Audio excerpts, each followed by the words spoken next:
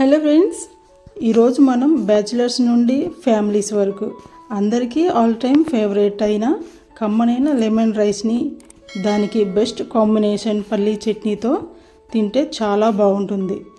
మరి ఈ లెమన్ రైస్ని పల్లీ చట్నీని ఎలా చేయాలో చూద్దాం. ముందుగా లెమన్ రైస్కి మంచి ఘాటునిచ్చే సీక్రెట్ పేస్ట్ కోసం మిక్సీ జార్లో కొన్ని పచ్చిమిర్చీలను అల్లం ముక్కలు వేసుకోవాలి. అలాగే కొద్దిగా ఉప్పును వేసుకోవాలి. 1 టీ స్పూన్ ఆయిల్ కూడా వేసుకోవాలి. వీటిని ఇలా కచ్చాపచ్చగా గ్రైండ్ చేసి పక్కన పెట్టుకుందాం.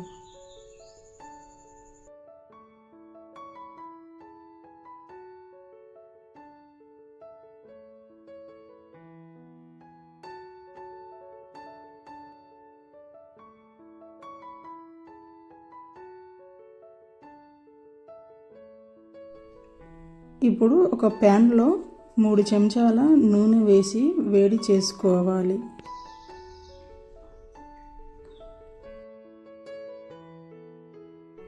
నూనె వేడెక్కాక 1 చెంచా ఆవాలు వేసుకోవాలి. అలాగే 1 చెంచా జీలకర్ర,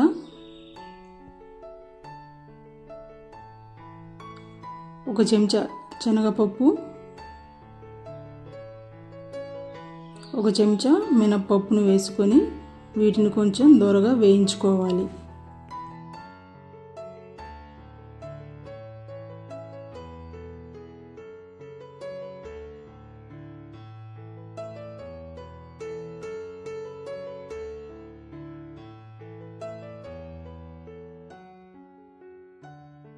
ఇప్పుడు 2 రెమ్మల కరివేపాకును, 2 ఎండుమిర్చీలను, 2 పచ్చిమిర్చి చీలికలను వేసుకొని కలుపుకుందాం.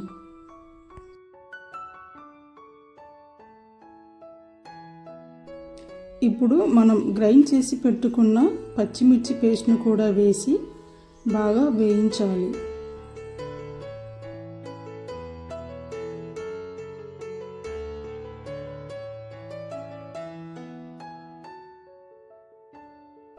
ఇవి కొంచెం వేగాక 3 నిమ్మకాయల నుంచి తీసిన రసాన్ని వేసుకోవాలి. 1/2 చెంచా పసుపును కూడా వేసి బాగా కలుపుకోవాలి.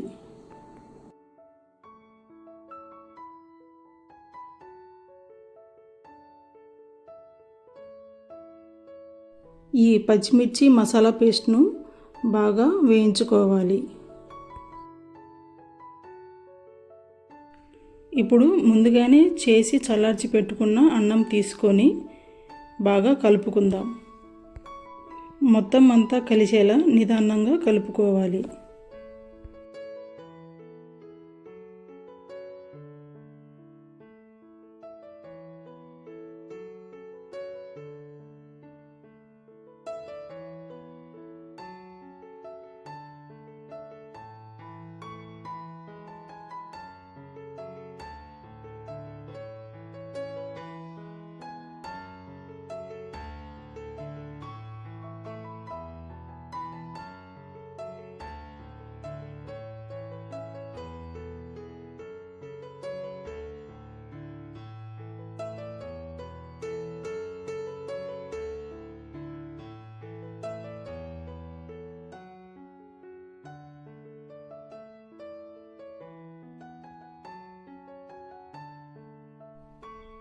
ఇలా బాగా కలుపుకున్న తర్వాత ముందుగా వేయించిన పల్లీలను, సన్నగా తరిగిన కొత్తిమీరాకును వేసుకోవాలి.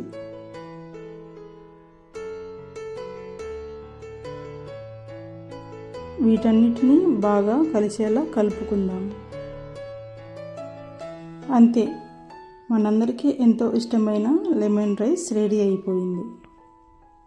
ఇక దీని కాంబినేషన్ పల్లీ చట్నీ ఎలా చేయాలో చూద్దాం. మిక్సీ జార్లో కొన్ని వేయించిన పల్లీలను వేసుకుందాం.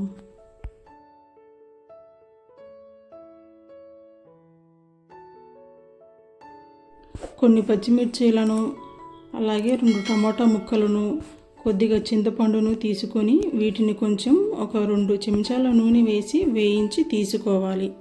ఇప్పుడు వీటిని మిక్సీ జార్లో వేసుకుందాం.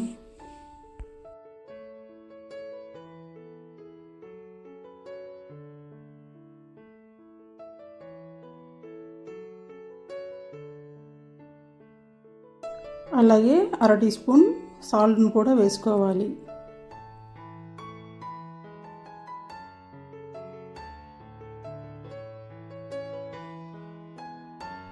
వీటన్నిటిని కచ్చాపచ్చగా గ్రైండ్ చేసుకోవాలి. అంతే, మన పల్లి చట్నీ రెడీ అయిపోయింది. ఇలా చేసుకున్న పల్లి చట్నీతో లెమన్ రైస్తో తింటే చాలా బాగుంటుంది.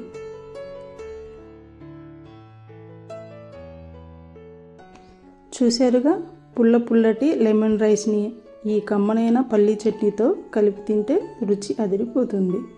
మరి ఇంకెందుకు ఆలస్యం, ఈ సూపర్ కాంబినేషన్ని మీరు కూడా ట్రై చేసి ఎలా వచ్చిందో కామెంట్ చేయండి. వీడియో నచ్చితే లైక్ అండ్ సబ్స్క్రైబ్ చేయడం మర్చిపోకండి. Thanks for watching.